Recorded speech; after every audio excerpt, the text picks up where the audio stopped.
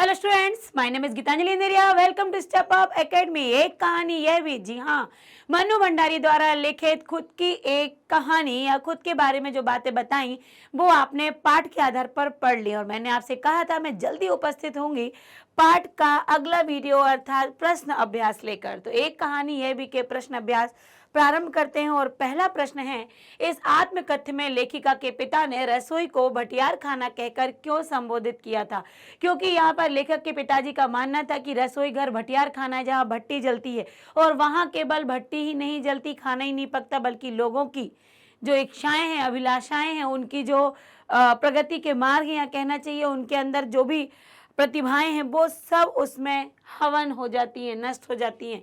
पिताजी के विचार में रसोई तक लड़की को सीमित कर देना उसकी प्रतिभा को कुंठित कर देना है, जिसमें रहकर अपनी प्रतिभा के प्रयोग का अनुकूल समय नहीं मिलता है। इसलिए पिताजी चाहते थे कि लेखिका रसोई से दूर रहे। पिताजी की दृष्टि में रसोई एक ऐसा भटियार खाना है जहाँ भट्टी सुलगती ही रहती है, किसी न किसी के लिए कुछ बनता ही रहता है। वहाँ काम करते हुए योग्यता के अनुकूल कार्य करने और सोचने का समय नहीं मिलता, अर्थात सारी प्रतिभाएं वहीं भट्टी में नष्ट हो जाती। इसलिए पिताजी ने रसोई को भटियार खाना कहा है। अगला, वह कौन सी घटना थी जिसके बारे में सुनने पर लेखिका को ना अपनी आंखों पर विश्वास हो पाया ना अपने कानों पर?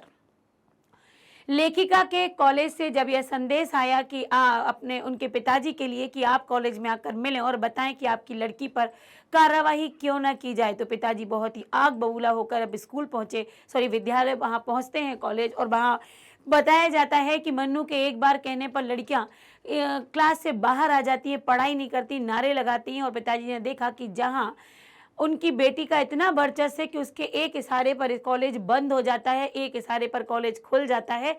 और साथ ही कॉलेज की जो अध्यापिकाएं हैं, वो अध्यापिका, वो सब कुछ क्या है, डरी हुई हैं इस बात को लेकर।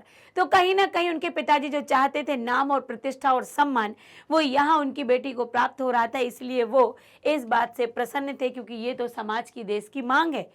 लेखिका के पिता को एक पत्र मिला जिसमें प्रिंसिपल ने मन्नू के विरुद्ध अनुशासनात्मक कार्यवाही करने की बात लिखी थी। यह पढ़कर उनके पिता बहुत नाराज हुए।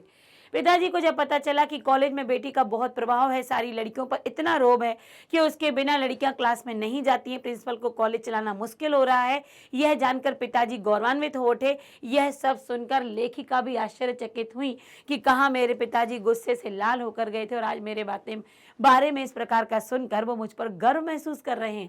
यह लेखिका के लिए बड़ी ही अचंभित बात थी, जिसको सुनकर भी वो विश्वास नहीं कर पा रही थी। अगला है, लेखिका के अपने पिता से वैचारिक टकराहट को अपने शब्दों में लिखिए अथवा मन्नू भंडारी और उसके पिता के बीच मतभेद के दो कारण लिखिए। आखिर पिताजी और उसके बीच मतभेद के क्या कारण थे? तो बचपन से पिताजी को उनकी बड़ी बहन जो कि गोरी थी, कद में अच्छी थी, तो वहीं वो तुलना करते थे दोनों बहनों की, जो कि इनके अंदर एक हीन भावना पहुंच गई थी। तो कुछ एक ये भी कारण था पिताजी के प्रति उनके टकराहट का।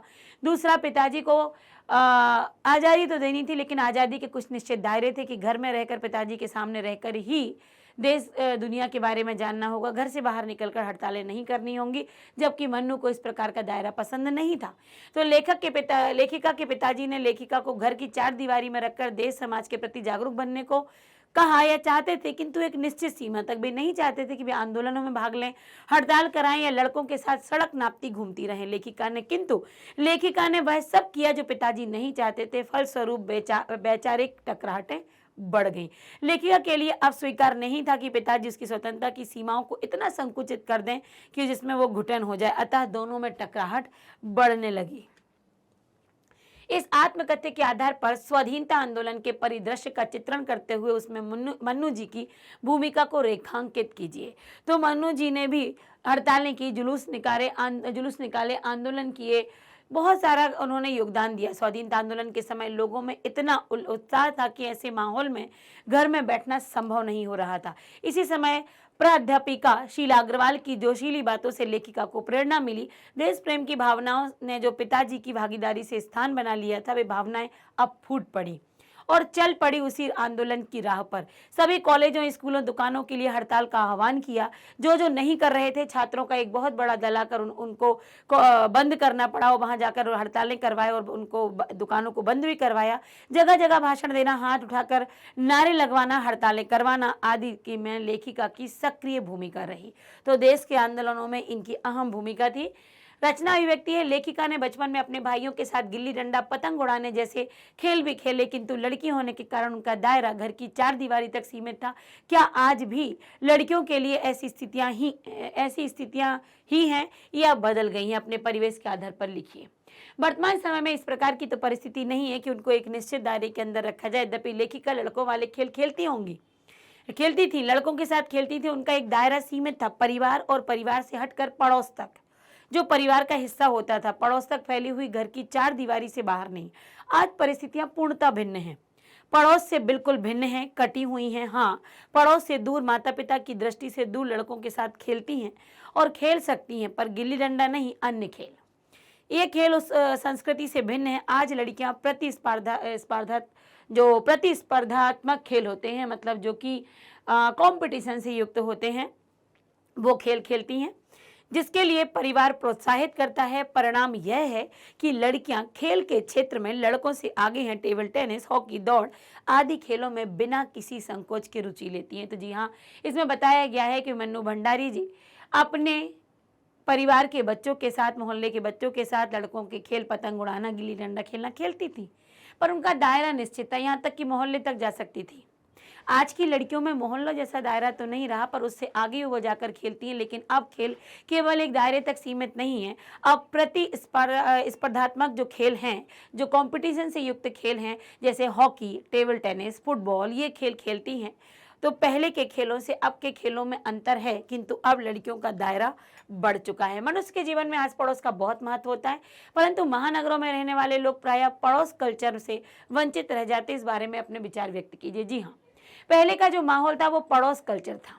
बच्चे पड़ोस में जाते थे, खाते पीते भी थे, उनके घरों में रहना, खेलना, कूदना, एक दूसरे के साथ मित्रता होना, पारिवारिक संबंध होना, ये सब कुछ पहले था। लेकिन वर्तमान परिस्थितियों में जहाँ महानगरों में फ्लैट इस नाम के बड़े बहुचर्चित मकान हो चुके हैं, जहां पर अब परिवारों से हटकर बच्चे रह रहे हैं, तो उन्हें वो केवल चार दीवारी के अंदर, उनके खेलने के दायरे भी सीमित हो चुके हैं, उनके खेल सीमित हो चुके हैं। वो नहीं जानते अब पड़ोस कल्चर को, उनको चार दीवारी के अंदर रख दिया है, उनका बहुत संकुचित वातावरण हो गया है। तो पहले से अब में अंतर है। पड़ोस कल्चर मनुष्य के जीवन में अहम भूमिका निभाता है। आदर्श के जितने मापदंड होते हैं प्रायः पड़ोस के देन होते हैं। परस्पर समूह का बोध पड़ोस से होता है, अर्थात आपस में मिलना, एक ग्रुप में रहना, ये टीम वर्क या एक ग्रुपबाजी, ये सब पड़ोस में होती है। सहानुभूति, सहयोग की भावना, जो एक दूसरे के प्रति शेयरिंग, केयरिंग, ये सब पड़ोस से पनपती है।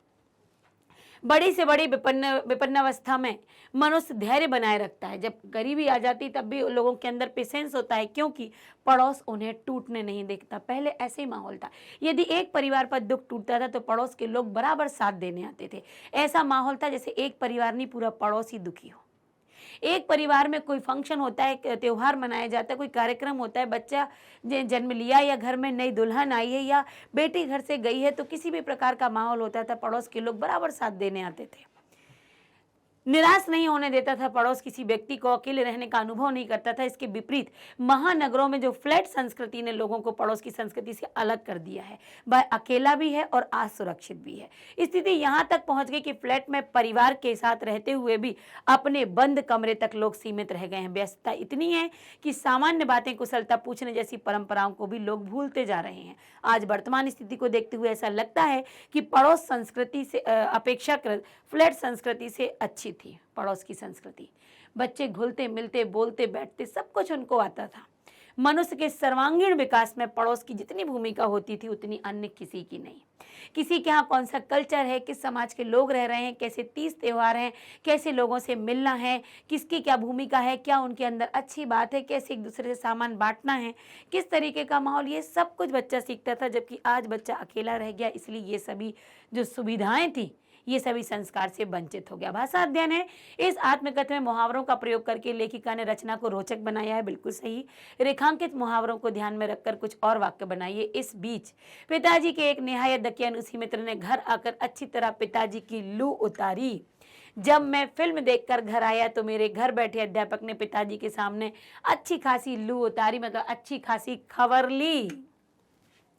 आगे है, वे तो आग लगाकर चले गए। आग लगाकर चले जाने या आग लगाना मतलब बात को और अधिक बढ़ावा देना। मेरा मित्र ऐसा है कि बात बात पर पिताजी से शिकायत करता है, पिताजी गुस्सा होते हो, फिर पता चलता है कि आग लगाकर वो बहुत खुश है। बस अब यही रह गया कि लोग घर आकर थू थू करके चले जाएं, मतलब निंदा करके चले जाएं, भला बुरा कह के चले जाएं। रमेश के फेल होने पर सब लोग थू थू कर रहे थे। पत्र पढ़ते ही पिताजी आग बबूला हो गए। अत्यधिक क्रोधित हो जाना। मोहन थोड़ी सी मजाक करने पर भी आग बबूला हो उठता है।